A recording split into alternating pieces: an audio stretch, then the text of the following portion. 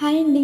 మామిడికాయ తొక్కు పచ్చడి కోసం ఇలా 2 మామిడికాయలు తీసుకొని వాష్ చేసి ఇలా తురిమి పక్కన పెట్టేసుకున్నాను. తర్వాత స్టవ్ ఆన్ చేసి ఆవాలని బాగా వేయించుకున్నాను చిటపటలాడేంత వరకు.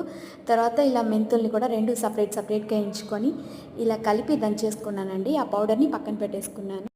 తర్వాత స్టవ్ ఆన్ చేసుకొని ఆయిల్ పోసుకున్న తర్వాత ఆవాలు, ఎండుమిరపకాయలు 2 తీసుకున్నానండి. అలాగే కరివేపాకు ఈ 3 వేసుకున్న తర్వాత స్టవ్ అయితే ఆఫ్ చేసేయాలండి.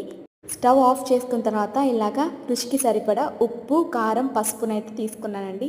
అలాగే మనం దంచి పెట్టుకున్నాం చూడండి ఆవాల పొడి అదైతే వేసుకున్నాను. ఆవాలు, మెంతులు పొడి ఇవన్నీ బాగా కలుపుకున్న తర్వాత మనం ఫస్ట్ తురిమి పెట్టుకున్న ఆ మామిడికాయ తురుమునైతే దీంట్లో వేసేసుకోవాలండి. చక్కగా కలుపుకోవాలి. అంతే అండి, ఎంతో టేస్టీగా ఉండే మామిడికాయ తొక్కు పచ్చడి అయితే రెడీ అయిపోయింది. వేడి వేడి అన్నంలో మామిడికాయ తొక్కు పచ్చడి కలుపుకొని తింటే ఎంతో టేస్టీగా ఉంటుందండి. ఒక్కసారి ట్రై చేసి చూడండి. ఇంకా ఆ రోజైతే లంచ్కి నేను సాంబార్ కూడా చేశాను. ఇలా పచ్చడి, సాంబార్, అప్పడంతో మా డిన్నర్ అయిపోయింది.